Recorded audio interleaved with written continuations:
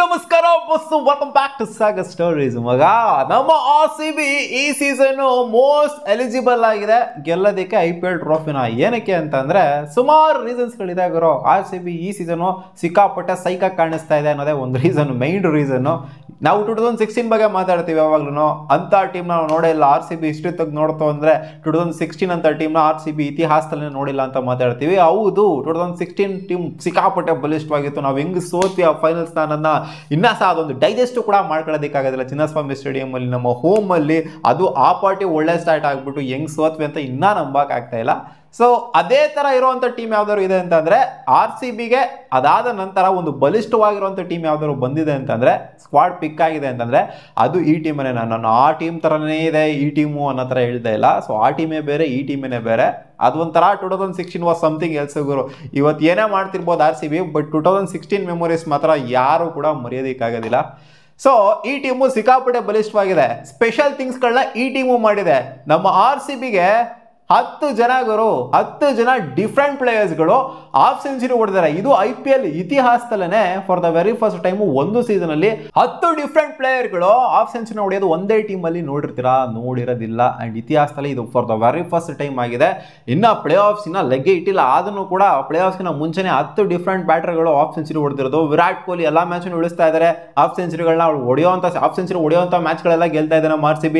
And Phil Salt ಹೊಡೆದಿರೋದು, ರಜತ್ ಪತಿದಾರ್ ಹೊಡೆದಿರೋದು, Devdutt Padikkal, Jacob Bethell, Krunal Pandya, Livingstone, ಆಮೇಲೆ ಟೀಮ್ ಡೇವಿಡ್ ಹೊಡೆದಿರೋದು, ರೊಮ್ಯಾರಿಯೋ ಶೆಫರ್ಡು, ಅಂಡ್ ಈ ಕಡೆಯಿಂದ ಜಿತೇಶ್ ಶರ್ಮಾ ಹೊಡೆದಿರೋದು. ಅಲ್ಲಿ ಮಯಾಂಕ್ ಅಗರ್ವಾಲ್ ಹೊಡೆದ್ಬಿಟ್ಟಿತ್ತು ಅಂದ್ರೆ 11 ಜನ ಆಗೋಗ್ಬಿಟ್ಟಿರೋದು. ಬರೀ ಹಾಫ್ ಸೆಂಚುರಿ ಮ್ಯಾಟ್ರ್ ಮಾತ್ರ ಅಂತಲ್ಲ, 7 ಅವೇ ಮ್ಯಾಚ್ಗಳನ್ನ ಗೆಲ್ಲೋ ಅಂತ ಟೀಮ್ ಯಾವ್ದಾನ ಇದೆ ಅಂತಂದ್ರೆ ಇತಿಹಾಸದಲ್ಲೇ ಆಗಿಲ್ಲ 7 ಅವೇ ಮ್ಯಾಚ್ನ ಗೆಲ್ಲೋ ಅಂತದ್ದು ಒಂದು ಸೀಸನ್ ಅಲ್ಲಿ. ಸೊ ಅದನ್ನ ಈ ಸೀಸನ್ ನಮ್ಮ RCB ಮಾಡ್ಬಿಟ್ಟು ತೋರಿಸಿದೆ. ಜೊತೆಗೆ 9 ಮ್ಯಾಚ್ ಗೆದ್ದಿರೋದಲ್ಲ ನಾವು, ಅದ್ರಲ್ಲಿ 7 ಅವೇ ಗೆದ್ದಿದ್ದೀವಿ. ಮಿಕ್ಕಿರುವಂತ 3 ಹೋಮ್ ಗೆದ್ದಿದ್ದೀವಿ ವಹಿಸ್ತೇನೆ. ಸಾರಿ, 2 ಹೋಮ್ ಗೆದ್ದಿದ್ದೀವಿ, 7 ಅವೇ ಗೆದ್ದಿದ್ದೀವಿ. ಅದರಲ್ಲಿ 9 ಮ್ಯಾಚಲ್ಲಿ 8 different player of the match award ಗುರು. 8 ಡಿಫ್ರೆಂಟ್. ಕೃಣಾಲ್ ಪಾಂಡ್ಯ 2 ಸಲ ತಗೊಂಡಿದ್ದಾರೆ. Rajat Patidar, Phil Salt, Virat Kohli, Josh Hazlewood, ಜೊತೆಗೆ Romario Shepherd, Jitesh Sharma.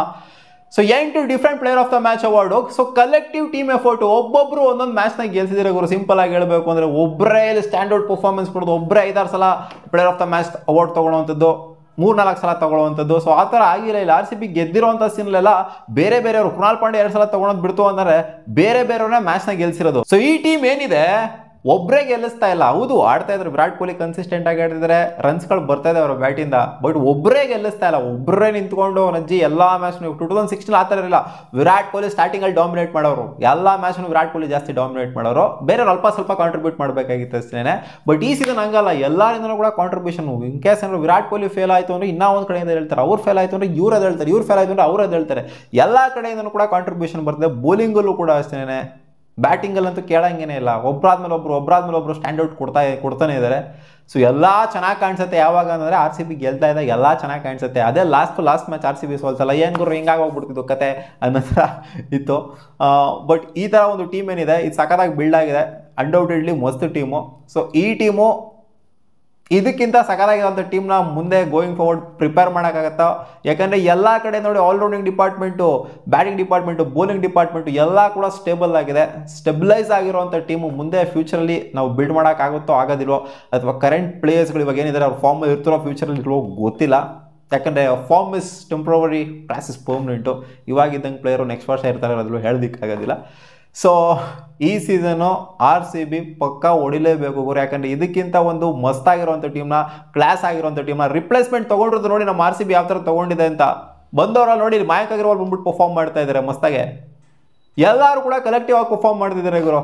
Simple ಆಗಿ ಹೇಳಬೇಕು, ಇದಕ್ಕಿಂತ ಒಂದು ಒಳ್ಳೆ ಟೀಮ್ನ RCB ಖಂಡಿತ ಬಿಲ್ಡ್ ಮಾಡೋದಕ್ಕೆ ಫ್ಯೂಚರಲ್ಲಿ ಆಗೋದಿಲ್ಲ. ಅಂದರೆ ಆಗುತ್ತೋ ಆಗಲ್ಲೋ ಗೊತ್ತಿಲ್ಲ. ಬಟ್ ಈ ಥರ ಒಂದು ಟೀಮ್ನ 2016 ಟೀಮ್ ನಾವು ಯಾವ ಥರ ತಲ್ಲಿಟ್ಕೊಂಡಿದ್ದೀವೋ, ಸೊ ಆ ಥರ ಒಂದು ಟೀಮ್ ಆಗಿದೆ ಇದು ಆಲ್ರೆಡಿ ಇದು. ಸೊ ಅದಕ್ಕೋಸ್ಕರ ಈ ಸಲ ಗೆಲ್ಲೇಬೇಕು RCB ಅಟ್ ಎನಿ ಕಾಸ್ಟು. ಈ ಥರ ಎಲ್ಲ ರೆಕಾರ್ಡ್ ಮಾಡಿರುವಂಥ ಟೀಮು, 7 ಅವೇ ಮ್ಯಾಚ್ನ ಗೆದ್ದಿರುವಂಥ team, 8 player of the match different ಮ್ಯಾಚಲ್ಲಿ ತಗೊಂಡಿರುವಂಥ ಟೀಮು, ಜೊತೆಗೆ 50 ಡಿಫ್ರೆಂಟ್ ಪ್ಲೇಯರ್ಸ್ಗಳು ಹೊಡೆದಿರುವಂಥ ಟೀಮು. ಇದೆಲ್ಲಕ್ಕಿಂತ ಹೆಚ್ಚಾಗಿ ಇದು 18ನೇ ಸೀಸನ್ ಗುರು. ಈ ಸೀಸನ್ ಟ್ರೋಫಿ ಬಂತು ಅಂತಂದರೆ ಸಮಥಿಂಗ್ ಸ್ಪೆಷಲ್ ಇದ್ದೇ ಇರುತ್ತೆ. ವಿರಾಟ್ ಕೊಹ್ಲಿ ನಂಬರ್ 18 18 ಸೀಸನ್ ಆಡಿದ್ದಾರೆ ನಮ್ಮ RCBಗೆ. ಅವರು 18 ಎಲ್ಲ 18 ಸ್ಟಾರ್ಟ್ ಮಾಡಿದ್ದೆ ಹಂಗೆ ನಾವು 18 ನಮ್ಮದೇ ಅನ್ನೋದ್ರನ್ನೇ ಸ್ಟಾರ್ಟ್ ಮಾಡಿದ್ದು. ಸೊ ಈ ಸೀಸನ್ ಬಂತು ಅಂತಂದರೆ it will be something special ಅಷ್ಟೇ. ಮತ್ತೆ ಸಿಗೋಣ ಮುಂದಿನ ವಿಡಿಯೋದಲ್ಲಿ ಗಾಯ್ಸ್. ವಾ.